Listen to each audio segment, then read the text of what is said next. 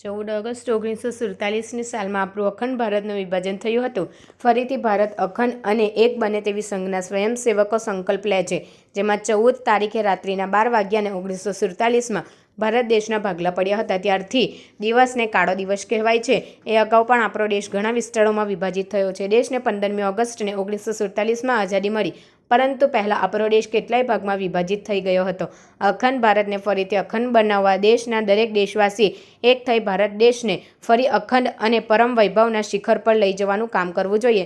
આજના દિવસે દર વર્ષની જેમ અખંડ ભારત સંકલ્પ દિવસની રાષ્ટ્રીય સ્વયંસેવક સંઘ દ્વારા બૌદ્ધિક અને મશાલ રેલી દેશના દરેક પ્રાંત, વિભાગ, જિલ્લા અને તાલુકાઓમાં આયોજિત કરવામાં આવે છે.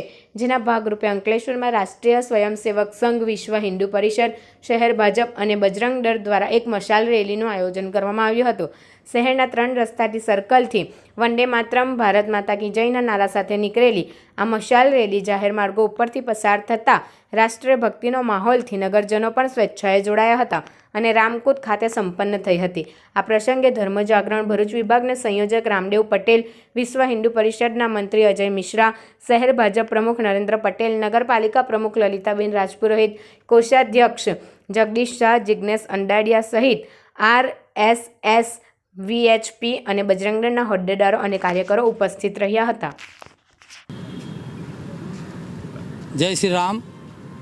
આજે અંકલેશ્વર નગર પ્રખંડના રાષ્ટ્રીય સ્વયંસેવક સંઘ, વિશ્વ હિન્દુ પરિષદ તેમજ અન્ય હિન્દુ સંગઠનો દ્વારા અખંડ ભારત સંકલ્પ દિવસના અનુસંધાનમાં મશાલ યાત્રાનું આયોજન કરેલ છે.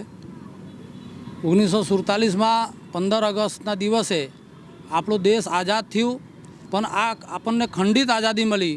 14 ઓગસ્ટના દિવસે જે આ ધરતી પરના સૌથી મોટું નરસંહાર થયું, હિન્દુઓ લાખોની સંખ્યામાં એમની હત્યા કરવામાં આવી, વિસ્થાપિત થયા, એ વિભાજનની વિભીષિકા, કરુણાંતિકા હિન્દુ સમાજને યાદ રહે.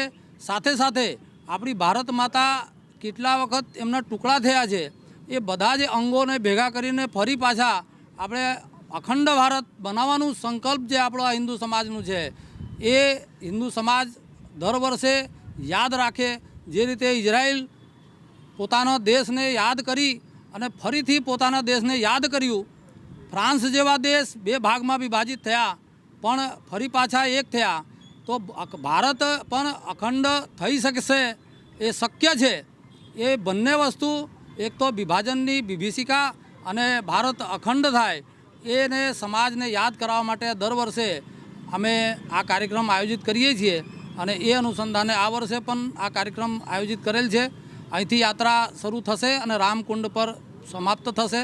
સાથે સાથે આ કાર્યક્રમના માધ્યમથી અમે બાંગ્લાદેશમાં જે હિન્દુઓ ઉપર હુમલાઓ થઈ રહ્યા છે, એની ઉપર જે અત્યાચાર થઈ રહ્યો છે, બહેન બેટીઓની ઇજ્જત લૂંટવામાં આવી રહ્યો છે, આ કાર્યક્રમના માધ્યમથી અમે સરકારને આ પણ એક માગણી કરીએ છીએ કે બાંગ્લાદેશના હિન્દુઓની સુરક્ષાની ગેરંટી સરકાર લે, ત્યાંની સરકાર લે.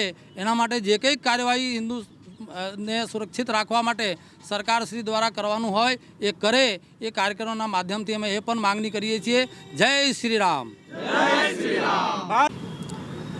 આજ રોજ 14 ઓગસ્ટ નિમિત્તે અખંડ ભારત સંકલ્પ દિન ફક્ત સંકલ્પ નહીં, પરંતુ ફરી અખંડ ભારત એક રહે એના માટે ફક્ત સંકલ્પ નહીં, પરંતુ એ માટે સામર્થ્યશાળી ભારત, અખંડ ભારત અને આખો દેશ જનતા એક બને.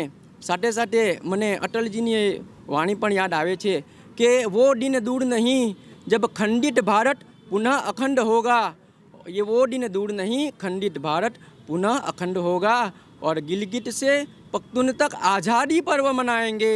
जो खोया है उसको याद करे, जो पाया है उसका ध्यान धरे और इसके लिए कमर कसे बलिदान करे और वो दिन याद करे जब यह भारत पुनः अखंड हो जाएगा. वो भारत पुनः अखंड हो जाएगा. भारत माता की जय.